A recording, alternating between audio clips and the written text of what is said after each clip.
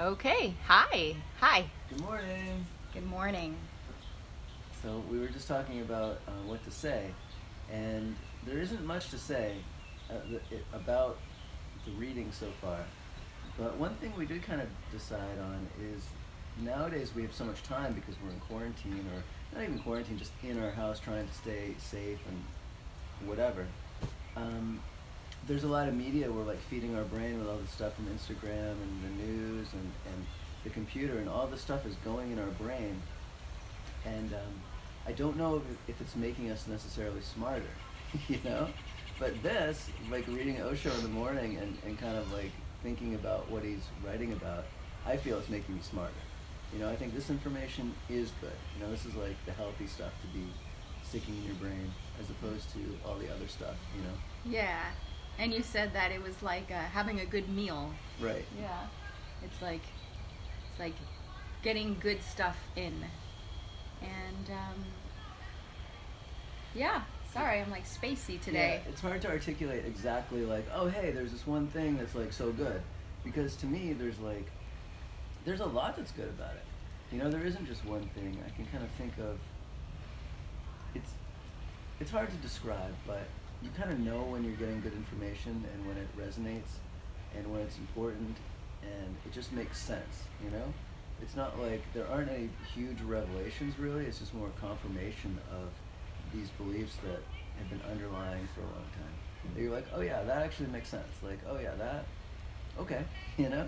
That's how I feel. It's more of like a confirmation, and he's kind of articulating it, as opposed to like, hey, this is like this new discovery, like you can be happy, you know? Like, it's funny. And I'm looking forward to more of that becoming second nature, like the more we read the Osho and learn about it. And other books. It's not just going to be Osho. Oh yeah, we have a ton of other books too. And we might even, I'm just hoping it just kind of reinforces and becomes like something that's easily, we can just grab onto it easy. Yeah. Should we talk about other books we want to read? Nope. Just get into this one? Yeah. Okay. So, that's the book we're reading. I'm on page 158. The chapter is Live in Joy. Live in joy, in love, even among those who hate. Live in joy, in health, even among the afflicted. Oh, there's a sail. There's a kite right there. I see it. Oh, it's huge. Live in joy, in peace, even among the troubled. Live in joy, without possessions, like the shining ones. The winner sows hatred because the loser suffers. Let go of winning and losing, and find joy. Meditate on these sutras of Gautama the Buddha. He is one of the most joyous persons ever. These sutras will give you immense insight into the heart of this awakened man. Live in joy, in love, even among those who hate. Joy is the key word of those verses. Joy is not happiness, because happiness is always mixed with unhappiness. It is never found in purity, it is always polluted. It always has a long shadow of misery behind it. Just as day is followed by night, happiness is followed by unhappiness. Then what is joy? Joy is a state of transcendence. One is neither happy nor unhappy, but utterly peaceful, quiet, in absolute equilibrium. Shit, there's a, look at that. Oh my God, there's a bird trying to kill a snake. Oh my God. Oh my God. That was crazy. I don't think he was trying to kill it. I don't think he had a chance, really. He was like, that was crazy. I didn't mean to interrupt, but that was really something. That was that snake we saw. Yeah, it was a black garden snake, and a blue jay was like flying down and pecking at it, and the snake was like kind of being pulled up out of the ground a little bit. Yeah, big But time. the snake went under the rocks. Snake was not impressed. Because he was getting close to the nest. I don't know what kind of bird that is. He looks like a blue jay, but he's... That's crazy. I know. Sorry to interrupt. Yeah, I'm trying to be serious here. I'm trying to read. There's a lot of wildlife happening right now. Happiness is followed by misery. So joy is what you want. You don't want happiness. Right. It's fleeting. So one is neither happy nor unhappy, but utterly peaceful, quiet, in absolute equilibrium. So silent and so alive that one's silence is a song, that one's song is nothing but one's silence. Joy is forever. Happiness is momentary. Happiness is caused by the outside, hence can be taken away from the outside. You have to depend on others. And any dependence is ugly. Any dependence is bondage. Joy arises within. It has nothing to do with the outside. It is not caused by others. It is not caused at all. It is the spontaneous flow of your own energy. If your energy is stagnant, there is no joy. If your energy becomes a flow, a movement, a river, there is great joy, for no other reason, just because you become more fluid, more flowing, more alive. A song is born in your heart, a great ecstasy arises. It is a surprise when it arises because you cannot find any cause for it. It is the most mysterious experience in life, something uncaused, something beyond the law of cause and effect. It need not be caused because it is your intrinsic nature. You are born with it. It is something inborn. It is you in your totality, flowing. Whenever you are flowing toward the ocean. That is the joy, the dance of the river moving toward the ocean to meet the ultimate beloved. When your life is a stagnant pool, you are simply dying. You are not moving anywhere, no ocean, no hope. But when you are flowing, the ocean is drawing closer every moment. And the closer the river comes, the more dance there is, the more ecstasy there is. Your consciousness is a river. Buddha has called it a continuum. It is continuity, an eternal continuity, an eternal flow. Buddha has never thought about you and your being as something static. In his vision, the word being is not right. According to him, being is nothing but becoming. He denies being. He accepts becoming. Because being gives you an idea of something static inside you, like a rock. Becoming gives you a totally different idea, like a river, like a lotus opening, like a sunrise. Something is constantly happening. You are not sitting there like a rock. You are growing. Buddha changes the whole metaphysics. He replaces being with becoming. He replaces things by processes. He replaces nouns with verbs. Live in joy. Live in your own innermost nature with absolute acceptance of whosoever you are. Don't try to manipulate yourself according to others' ideas. Just be yourself, your authentic nature, and joy is bound to arise. It wells up within you.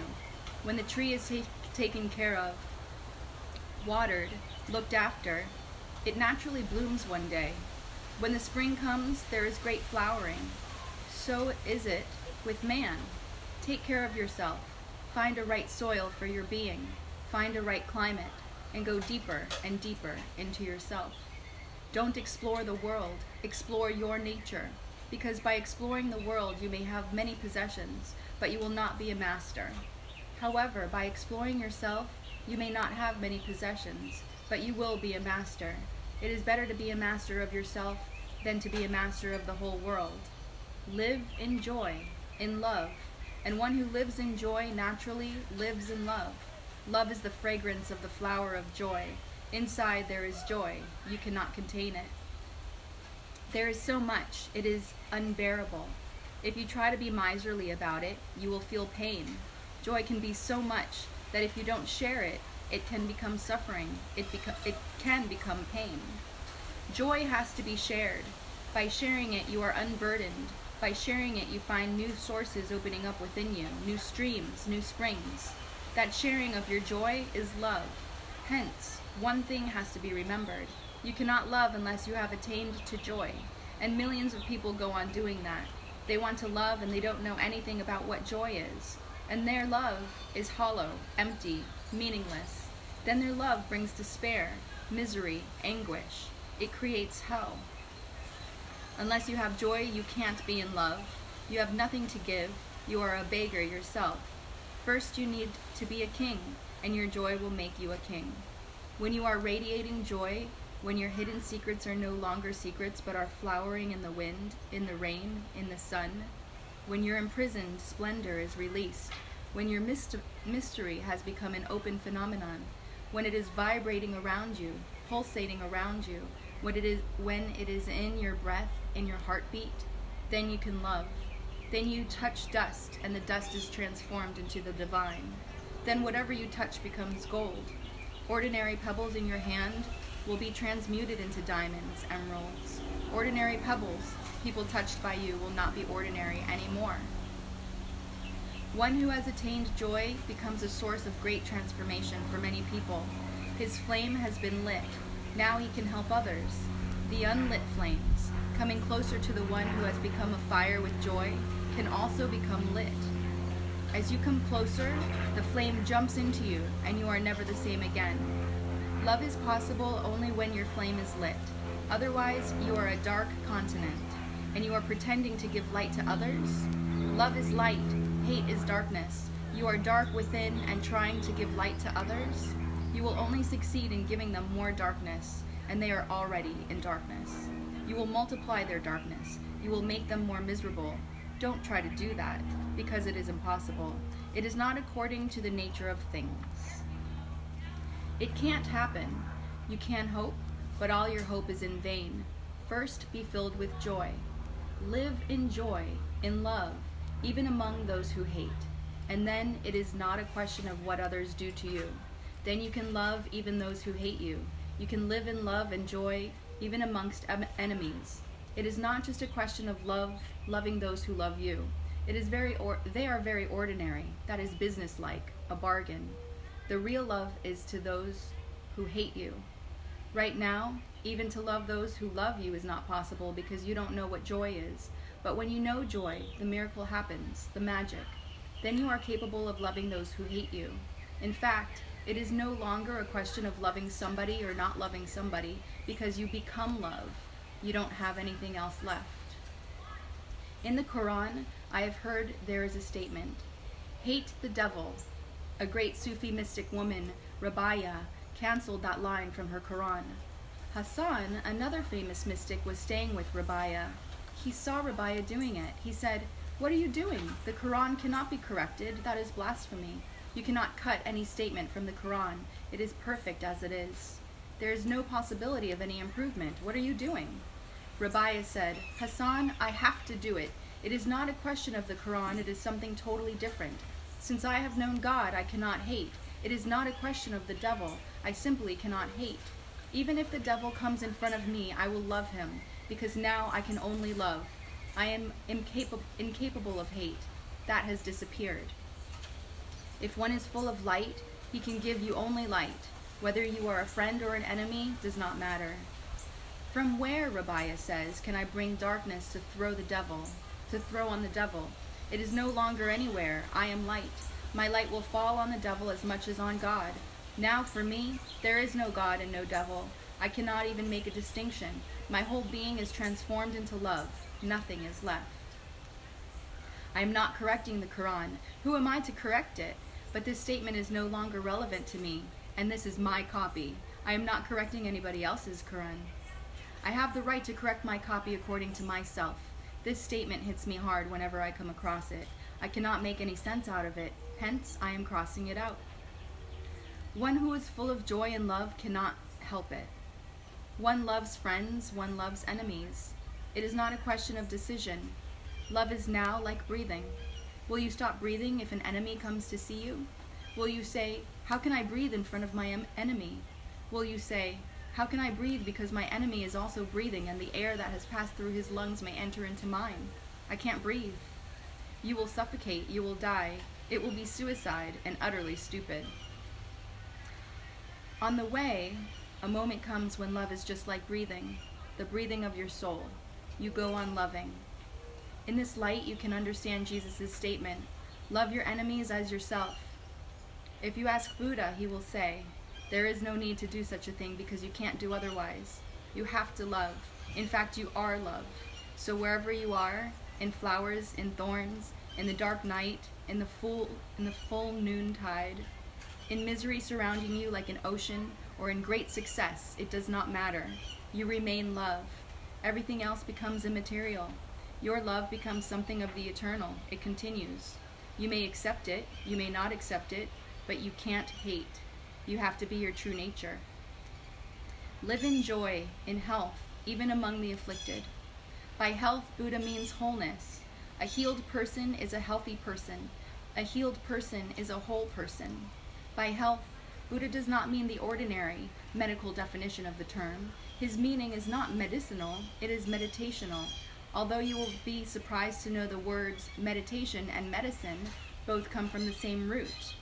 Medicine heals you physically, meditation heals you spiritually. Those are healing processes, both bring health. But Buddha is not talking about the health of the body. He is talking about the health of your soul. Be whole, be total. Don't be fragmented, don't be divided. Be an individual, literally, indivisible, one piece. People are not one piece. They are many fragments, somehow holding themselves together. They can fall apart at any moment. They are all Humpty Dumptys, just bundles of many things. Any new situation, any new danger, any insecurity, and they can fall apart. Your wife dies, or you go bankrupt, or you are unemployed. Any small thing can prove to be the last straw. The difference is only of degree. Somebody is simmering at 98 degrees, somebody at 99. Somebody may be at 99.9 degrees, but the difference is only of degree, and any small thing can change the balance. You can go insane at any moment, because inside you are already a crowd. So many desires, so many dreams, so many people are living in you. If you watch carefully, you will not find one person inside, but many faces, changing every moment. It is as if you are just a marketplace where so many people are going and coming. So much noise, and nothing makes sense. You go on accumulating. Your childhood is the closest to Buddhahood. As you grow old, you grow insane. As you grow old, you go farther and farther away from Buddhahood. It is really a very strange state. It should not be so. One should grow toward Buddhahood, but people grow in just the opposite direction. Buddha says, live in joy, in health, even among the afflicted. This is a very important sutra to remember, more so because the Christians are creating a totally wrong approach to life. They say, when there is so much misery in the world, how can you be joyous? Sometimes they come to me and they say, people are starving and people are poor. How can you teach people to dance and sing and be joyous? There are so many people afflicted with so many diseases, and you teach people meditation? This is selfishness. But that's exactly what Buddha is saying. Live in joy, in peace, even among the troubled. You cannot change the whole world. You have a small lifespan. It will soon be gone. You cannot make it a condition that I will rejoice and only when the whole world has changed and everybody is happy. That is never going to happen, and it is not within your capacity to do it either. If the only way you can be happy is to have everybody else happy, then you are never going to be happy. Buddha is stating a simple fact. He is not saying don't help people, but rather, by being ill yourself, you cannot help them. By being poor yourself, you cannot help the poor, although the poor will worship you because they will see how great a saint you are. They worshipped Mahatma Gandhi for the sheer reason that he tried to live like a poor man. But just by living like a poor man, you are not going to help the poor. If the doctor also falls ill to help his patients, will you call him a saint? You will just call him stupid because this is the time he needs all his help so that he can be helpful to people. This is a strange logic, but it has prevailed down the centuries, that if you want to help the poor, be poor, live a poor life, live just like the poor. Of course, the poor people will give you great respect and honor, but that is not going to help the poor. It will only fulfill your ego, and any ego fulfilled creates misery for you, not joy. Live in joy, in health, even among the afflicted. Live in joy, in peace, even among the troubled.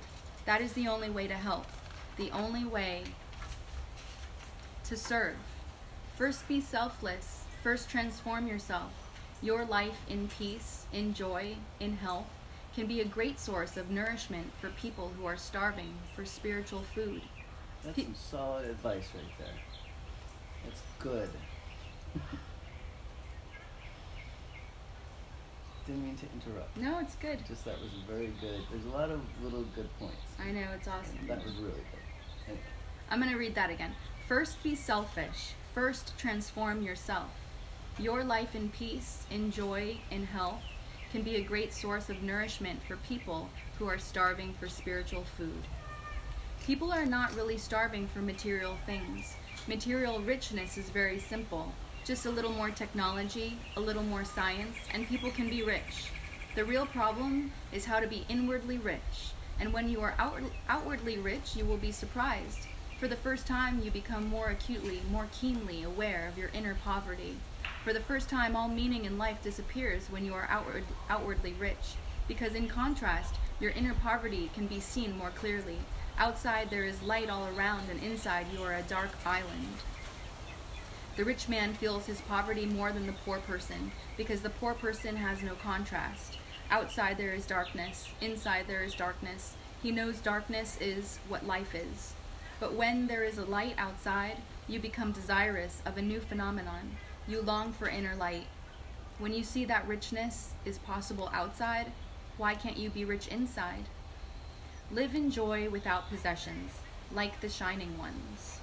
Enjoy the world, enjoy the sun, the moon, the stars, the flowers, the sky, the earth. Live in joy and peace, without possessiveness. Don't possess. Use, but don't possess, because the possessor cannot use. The possessor really becomes possessed by his own possessions. That's why so many rich people become so miserable. They live a poor life. They have all the money in the world, but they live in a poor way. The richest man in the world just a few decades ago was the Nizam of Hyderabad, the richest man in the world. In fact, his riches were so great that nobody has ever been able to estimate how much he had. His treasuries were full of diamonds. Everything was made of diamonds. Even his paperweight was the biggest diamond in the world. The Kohinoor is only 1/3 the size of his paperweight. I don't know what the Kohinoor is. I guess it's a famous diamond. I don't know. Big one. When he died, his paperweight was found in his shoe. The diamonds were not counted because there were so many. They were weighed, not counted. How many kilos? Not how many diamonds. Who could count? Each year the diamonds were brought out of the basements. He had the biggest palace in India, but all the roofs were not enough because his diamonds were spread on the roofs of his palace just to give them a little sunlight every year. But the man lived a life of such misery. You cannot believe it. Even beggars live far better. He used to collect cigarettes that others had already smoked and thrown away, just cigarette butts. He would not purchase cigarettes for himself. He would collect these cigarettes and smoke them. Such a miser. For 50 years he used only a single cap. It was so dirty and stinking. He died in the same cap.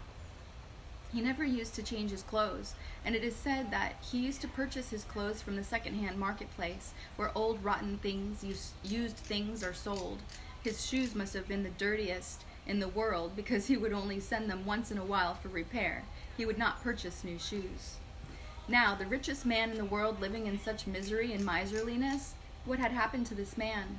Possessiveness. Possessiveness was his disease, his mania. He wanted to possess everything. He would purchase diamonds all over the world. Wherever there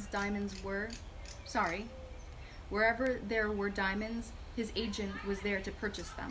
Just have more and more. But you cannot eat diamonds, and he was eating the poorest kind of food. He was so afraid that he was unable to sleep at all, in constant fear that somebody might steal from him. That's how the paperweight, the costliest diamond that he had, 3 times greater in weight than the Kohinoor, was found in his shoe. When he was dying, he had hidden it in his shoe so nobody could steal it. Otherwise, the paperweight would be too visible, too much in front of the eyes of people. Even dying, he was more concerned with the diamond than with his own life. He could never give anything to anybody. This happens to people who become possessive. They don't use things, they are used by things. They are not masters, they are servants of their own things. They go on accumulating and they die without ever having enjoyed all that they had. Live in joy without possessions, like the shining ones. Live like the Buddhas who don't possess a thing but can use everything. The world has to be used, not possessed. We come empty-handed and we go empty-handed, so there is no point in possessing anything. To be possessive is ugly, but use everything. While you are alive, use the world. Enjoy everything the world makes available and then go without looking back, without clinging to things. The intelligent person uses life and uses it beautifully, aesthetically, sensitively. Then the world has many treasures for him. He never becomes attached, because the moment you become attached, you have fallen asleep. The winner sows hatred because the loser suffers. Let go of winning and losing and find joy. How to find joy? Let your ambition disappear. Ambition is the barrier. Ambition means an ego trip. I want to be this, I want to be that. More money, more power, more prestige. But remember, the winner sows hatred because the loser suffers. Let go of winning and losing and find joy. If you want to find joy, forget about winning and losing. Life is a play, a game. Play it beautifully. Forget all about losing and winning. The real sportsman's spirit is not that of winning or losing. That is not his real concern. He enjoys playing. That is the real player. If you are playing to win, you will play with tension, anxiety. You are not concerned with the play itself, its joy, and its mystery. You are more concerned with the outcome. This is not the right way to live in the world. Live in the world without any idea of what is going to happen. Whether you are going to be a winner or a loser, it doesn't matter. Death takes everything away. Whether you lose or win is immaterial. The only thing that matters, and it has always been so, is how you played the game. Did you enjoy it, the game itself? Then each moment is a moment of joy. That's it.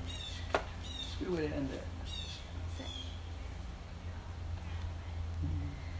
So this is the book, and there's a little bit, it's just this much about the author, so I wanted to read that. About the author. Osho's teachings defy categorization, covering everything from the individual quest for meaning to the most urgent social and political issues facing society today. His books are not written but are transcribed from audio and video recordings of extemporaneous talks given to international audiences over a period of 35 years. Osho has been described by the Sunday Times in London as one of the 1,000 makers of the 20th century, and by American author Tom Robbins as the most dangerous man since Jesus Christ. About his own work, Osho has said that he is helping to create the conditions for the birth of a new kind of human being. He has often characterized this new human being as Zorba the Buddha, capable of enjoying both the earthly pleasures of a Zorba the Greek and the silent serenity of a Gautam Buddha. Running like a thread through all aspects of Osho's work is a vision that encompasses both the timeless wisdom of the East and the highest potential of Western science and technology. Osho is also known for his revolutionary contribution to the science of inner transformation, with an approach to meditation that acknowledges the accelerated pace of contemporary life. His unique active meditations are designed to first release the accumulated stresses of body and mind, so that it is easier to experience the thought-free and relaxed state of meditation. And I've actually done a couple of his meditations, and his active meditation is just like shaking, and you just shake, I think for 15 minutes or an hour or something, and you're just like, you just shake it all out, and then you can sit in silence, and it's really awesome. So my phone is gonna run out of battery soon. Do you have anything to say? I was wondering, no? I want to know what this diamond is. If anybody listening knows what is the name of this diamond. It's like the biggest diamond in the world. Cucino or something? Cucino? I can't find it now. Maybe I'll write it in the comments, because if you know what that diamond is, that'd be kind of interesting. But we're hoping for peace within and without. We're hoping that people can learn to love themselves and find joy in the smallest moments and find peace. And once we are able to create that fire inside, it's called lit, ironically, being lit, then that light can start to gradually catch on to others. And that's what we're trying to do here. Yes? Sounds good. Bye, everyone. Always with love. Till next time. Oh, we're starting this book tomorrow. Is that what we're going to do? Yeah. The book on compassion. Okay? So please join us tomorrow as we read to you and to ourselves. Peace. And respond with any comments if you guys have anything to say to us. It's really fun to see who's watching and to see if people have questions and what people think of what we've been reading. So get in touch. Yes, Okay. please do. I see Brian and Lamb. Don't be silent, guys. You can reach out.